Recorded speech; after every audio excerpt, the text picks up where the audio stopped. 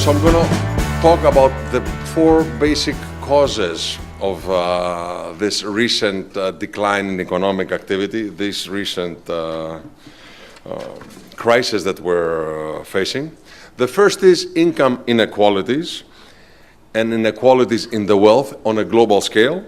The second is the geopolitical disturbances that are upsetting economic activity. The third is what I would call the hyper-debt situation of the global economy, not just the Greek. What's happening in Greece seems to be also happening at a global scale. And the fourth is that there's a tendency for winners to take all, and I'll briefly make a note of that. First of all, on the income inequality side, the richest 1% of our population holds about 45% of global wealth, and the 62 richest billionaires hold as much wealth as 3.3 billion of our fellow citizens on the planet. So 62 billionaires have as much wealth as 3.3 billion fellow citizens. Now, in 2010, we had the 388 wealthiest people holding 50% of the wealth. In 2011, we had 177 families. In 2012, 159. In 2013, 92. In 2014, 80. And in 2015, 62 families owning that wealth. So one will say, so what? You know, some people are much more productive than others, and they deserve to hold such wealth. But it causes a lot of alienation. It causes a lot of anxiety. It causes a lot of insecurity. It causes a lot of stress when you have such inequality. And there is a tendency, because the bulk of the people are poor and many of them unemployed, to tend to vote for more populist parties, for more left-wingers.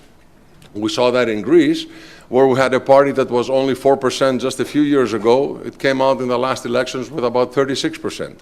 So the more you have this tendency and concentration to fewer hands, the more you may have to face left-winging parties. Of course, this is nothing new. This has happened from time immemorial, this concentration of capital. In 840 before Christ, the lawmaker of Sparta, Lycurgus, had to really institute a socialist system because it says the properties were concentrated in just a few hands in Laconia. The same thing about 580 before Christ. With Solon, he had to face a rebellion in Greece and he had to make all the debts free. But he said, if you're a big reformer, when you do the reforms, you have to leave the country because people cannot take as much and they will bother you for the rest of your life. So both these ancient Greek reformers had to really split. Second is geopolitical disturbances. They cause a lot of friction in international trade and investment, and I'll just mention a few of them. The first one, of course, is the rise of crazy jihadism and the insecurity it causes to all of us. You're never really sure if your kids are safe in school or whether you're flying a plane. No crazy has planted a bomb. The second is the rise in the number of the so-called failed states. States where lawlessness prevails, and lawlessness can also be exported. Iraq, Afghanistan, Syria, Libya, Somalia, Yemen, parts of Mali, parts of northern Nigeria, and so on. The third is the destruction of Syria and the huge tsunami of refugees it has created. It's in the millions, not in the tens of thousands, with huge human and economic costs. There are some people who blame Greece for not being adequate in hosting these millions, but you know, it was not Greece that created the problem in the first place. The fourth geopolitical challenge is the one in Russia and Ukraine that has put Russia outside the mainstream of the Western free commerce countries, and the sanctions do have a major effect on what has been happening in global growth or lack of growth. And the final is the South Sea development in China. You know that China has been in loggerheads with a number of countries its borders, namely Vietnam, Philippines, Taiwan, Japan, because it's claiming huge chunks of the China Sea that other countries think it's theirs. So various reefs have now been made into full islands and to full military Chinese bases, and I think it has not surfaced as a major problem, but keep an eye on it. The third major challenge is what I would call global hyper-indebtedness. You know, global GDP is about $80 trillion. If you add Russia and China and America and Germany and every other country, it's about $80 trillion. Global debt is about $240 trillion. Now, to cover payments and to service such global debt, you need a lot of EBITDA. But the global economy is not producing a lot of EBITDA to cover such debt. We had about 70 years of full global peace, no really third world war. We weathered a lot of storms. The debt started moving from higher and higher levels, and it's now at a level which is not serviceable. In the past, you had a lot of global wars, and that would write off a lot of debts by itself. A lot of people got killed, and you started from zero. Now we have had and enjoyed and blessed with such peace, but that has created this problem of debt, which is not easily manageable. And this is the reason why you see the crisis enveloping. For example, the central banks are bringing interest rates to 0%, or negative. And you would have thought that with 0%, more money would circulate in the economy. And the question is, why isn't more money circulating in the economy at zero or even negative interest rates? The answer is that the banks that have access to this cheap funding from central banks have to lend money to somebody who's already overdebted. So you give money to me, but I owe money to everybody. And I have to give credit to one of my clients, but he owes also money to everybody, and he has to give credit to another client, and he also owes a lot of money to everybody. So the money has to circulate among companies and corporates and individuals who are already over-indebted. This is the reason, and I think central bankers have still have not understood the problem yet, that money is not circulating at a faster pace. If you go to Kuwait today, a country that is blessed with a lot of oil, there's not enough credit there. For the same reasons. First of all, they have to finance the jihadist war, and they spend a lot of money. Number two, the price of oil has gone down, so their reserves have gone down. And third, people in every area are still very much in debt. So this is not a problem that's going to be able to solve itself easily. And the problem of debt is without considering the social security debt that a lot of countries have to face. Most social security systems cannot finance themselves anymore.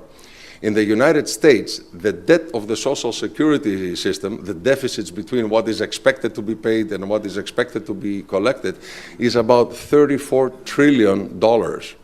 It's much more than the government debt.